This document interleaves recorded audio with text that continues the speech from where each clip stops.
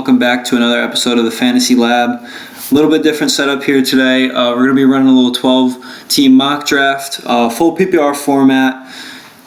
I'm going to be breaking down each pick that I'd make, and we're going to be drafting from the 101, showing you how my approach to the draft, what I would do at each pick, and kind of going a little in-depth analysis on each guy that I'm going to take here.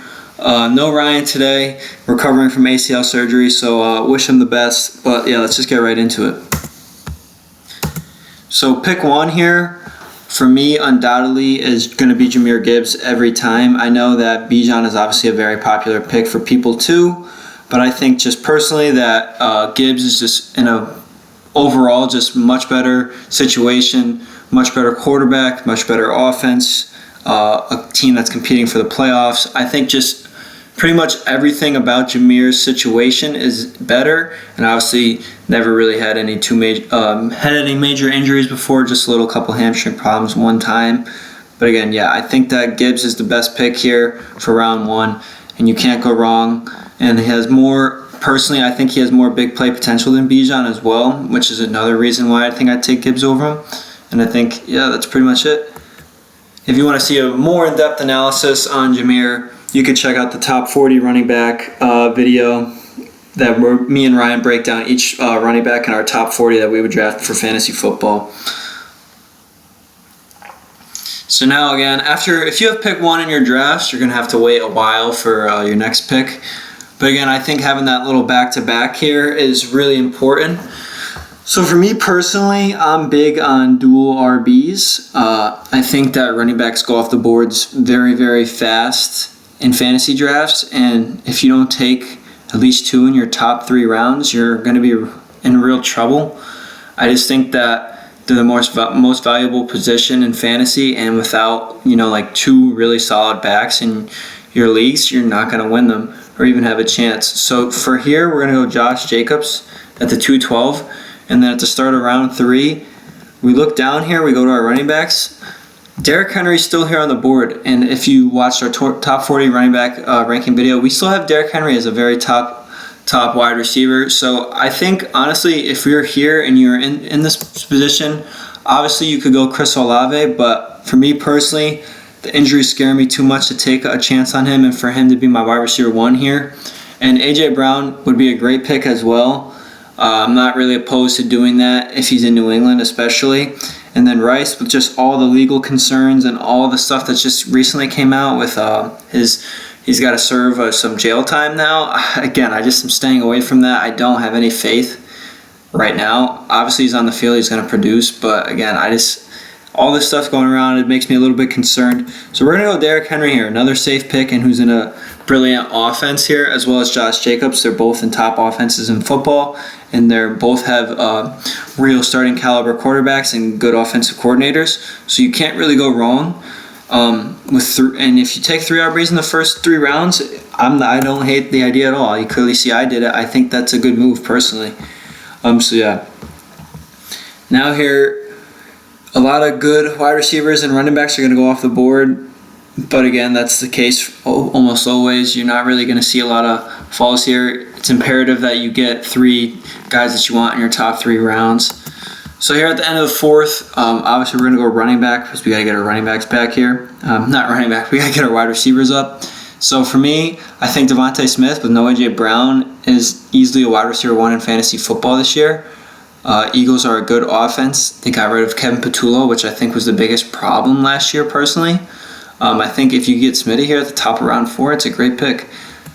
Obviously, J-Mo's here as well, but I'm personally not as big as J-Mo just because Amon-Ra's still there, and that's a big mouth to feed. Amon-Ra's demanding of production and touchdowns and red zone work, and Jahmyr Gibbs. So it's kind of a hard stack if you want to take Gibbs and J-Mo in your drafts. I know they play different positions, but they could honestly vulture off of each other. So for me here, I really like Emeka Egbuka. I think that he's primed for a bounce back year. I think he was playing through injury towards the end of the season last year with Tampa Bay, and I think that's what really plagued him. I don't think Chris Godwin is better than him anymore, especially with his age. I mean, you have Jalen McMillan, Ted Hurst. I don't think that changes too much. And if Emeka's in the slot, we saw how good that connection was between him and Baker in the beginning of the year and how well Emeka produced. So if this is how the board shapes out, I'm here and I'm totally okay with taking Emeka Egbuka to start, to end my round 4. Now we got our round 5 pick here. Trevion Henderson, wait, no. We still got to wait for our pick.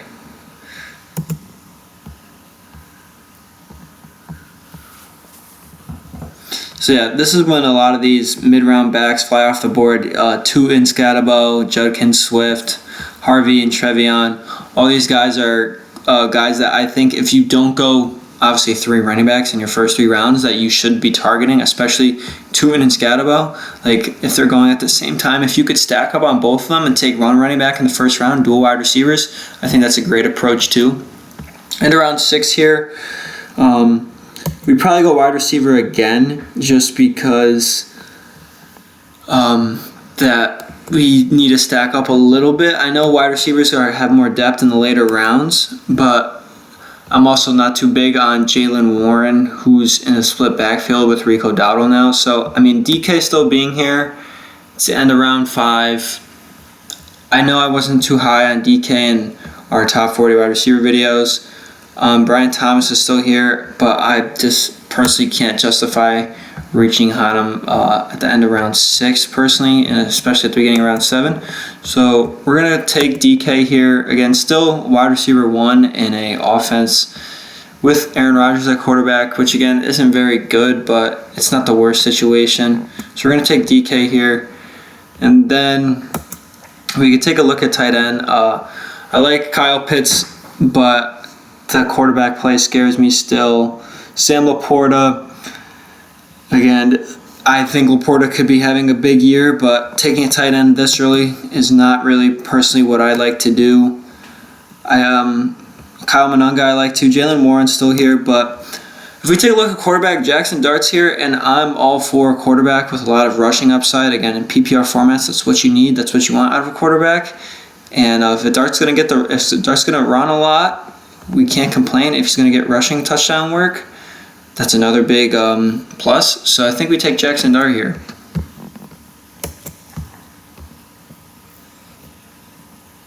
So again, to start off our draft, we went 3 running backs, 3 wide receivers, and our quarterback. I'm also a big fan of waiting on a quarterback to like the end of the draft. You can get guys like Brock Purdy at the end of the draft, and you can't really complain with a guy that's in an elite offense in the later rounds. End of round 8 here. We'll take a look at running back again. J.K. Dobbins on the board, who I personally like.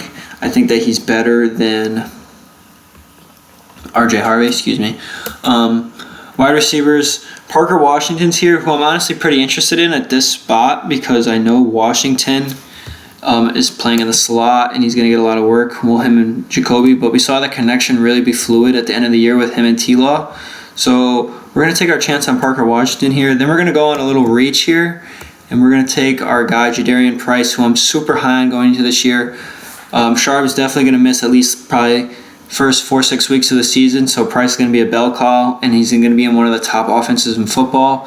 And I know that when Sharp comes back, it's going to be this Ken Walker-Sharp situation all over again, and Sharp's probably going to vulture a lot of Price's touchdowns, but maybe he'll take a little bit longer to recover, or, I mean, Price is still going to be valuable even if Sharp is back. He's still going to get a lot of rushing work. Ken Walker was still able to finish as the, RB22 last year. So, yeah, we're going to take Jadarian Price here for sure. I just like him personally. He's in a better offense over all these guys. Like, we're looking at Bill, James Conner, Algier, who are both in dual backfields. Kenneth Gainwell, who's the RB2. Like, Price is definitely the best pick here.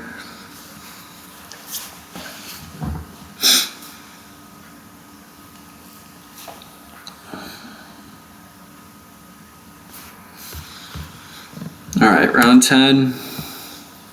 We'll take a look at tight end here. Kenyon Sadiq on the board, but again, rookie tight end with a lot of mouths to feed in that offense, so I'm personally not going to probably take him here. I prefer Isaiah Likely, who I think is in a better situation right now, at least, with just quarterback offense coaching-wise. I am not a fan of the Matt Nagy offensive coordinator hire. I don't like that at all, but I think if you get this little Dart Likely stack, I don't think that's a bad play at all. I mean, Likely's going to finally be a tight end 1. He's reunited with John Harbaugh again which Harbaugh, you could clearly tell, loves him. He was just stuck behind Mark Andrews, one of the best tight ends in football.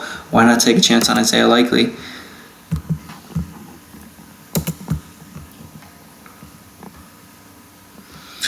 All right, to start round 11 now, we're going to go back to looking at wide receiver, and we'll take a look at running back as well. Again, all these guys are still on the board, and Algier, James Conner, Bill. I'm just not going to be willing to pay the price for where they could be going here. Like, I wouldn't even touch Algier or James Conner. I'd probably take Bill before either of them, and to take them in round 11, I'm not a fan of. So here, honestly, I think we're going to go with Khalil Shakir. Shakir's just really good for fantasy value and PPR formats. He's going to get a lot of checkdowns and a lot of work out of like the slot. So I think he's a big safety valve for Josh Allen, and he's going to produce in one of the best offenses in football and with the best quarterback in football. So we're going to go with Khalil Shakir here, a really safe pick.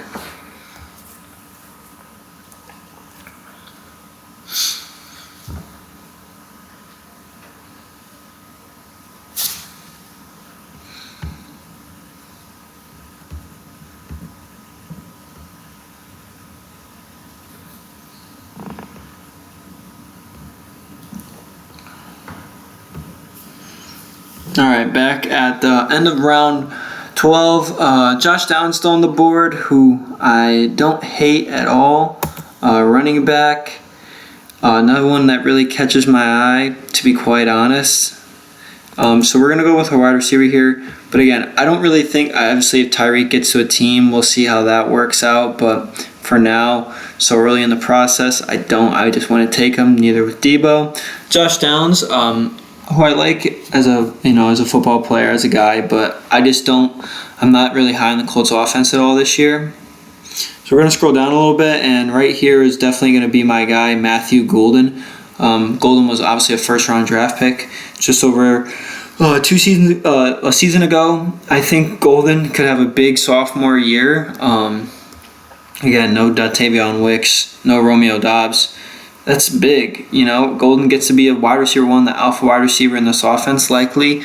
Obviously, Christian Watson's still there, who I personally really like as well. But Golden is definitely the most talented wide receiver out of the bunch in Green Bay. And I think that just Love and him didn't really get on the same page last year. And obviously, Golden was dealing with some injuries as well. But I think this year he's primed for a huge year. So we're going to take a chance on him at the end of round 12. Starting round 13, another rookie wide receiver that I have some interest in is Denzel Boston. More obviously Antonio Williams right below him. People will say, oh, he's in a better situation, Jaden Daniels, all that. But I think Boston's just a better wide receiver overall. So we're going to take a flyer on him. Again, at these later round picks, you want to stack up on guys that you can hope for breakouts and rookies. And I think Boston has that capability possibly.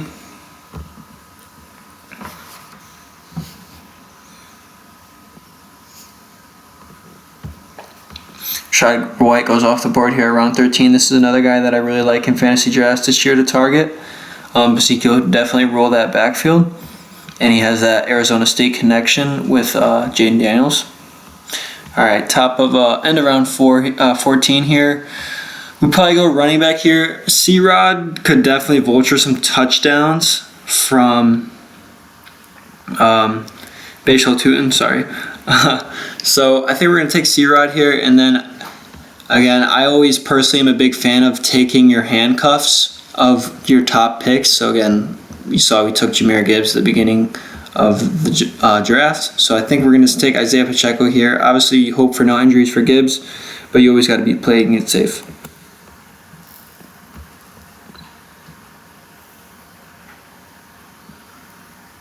Pat Bryant is another pick I love this year. I think that he could definitely be a top wide receiver in Denver's offense. Even though he's going to be the wide receiver 3, I think that he could definitely have some production with a lot of the corners being focused in on Waddle and Sutton.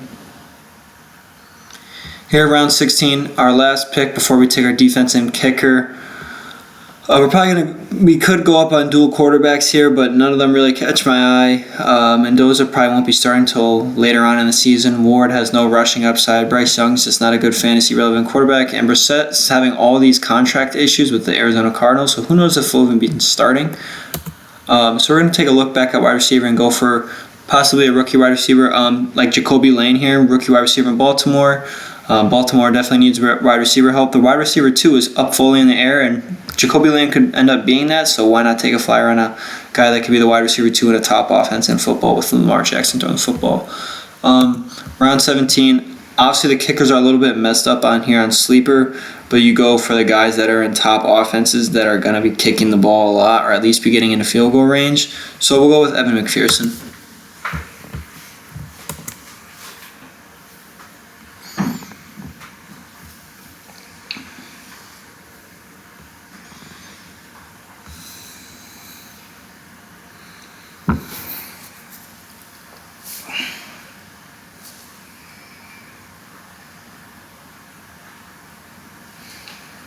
All right, end of the draft here. For me, picking a defense, you just want a team that's in a relatively weaker division. Obviously, you're probably going to be streaming defenses week in and week out. But again, like if you get the Texans here at the end of the draft, why not take Houston, best defense in football? And they're in a relatively weaker division, so you take them. So overall, for some reason, it's not letting me show full roster formats. But if this were to end up, if you're running 2 flex or even 1 flex, you have Gibbs and Josh Jacobs as your RB1 and 2. You got Jackson Dart at quarterback. Smitty and Egbuka are your wide receiver 1 and 2. And then if you're running dual flex, you got Derrick Henry and DK Metcalf. If you're not, you got Derrick Henry at your flex. Ooh, wow, like that's amazing. Isaiah Likely at tight end. And then off the bench here, we'd have Patrick Washington, Jadarian Price, Khalil Shakir, Matthew Golden, Denzel Boston, C-Rod, Isaiah Pacheco, and Jacoby Lane. I'd be very ecstatic if this is how my draft shaped up this year. I'm very happy with that. I think we have great running back depth, and we have a lot of potential breakout wide receivers as well as safe picks, just like in Khalil Shakir and Patrick Washington, as well as DK.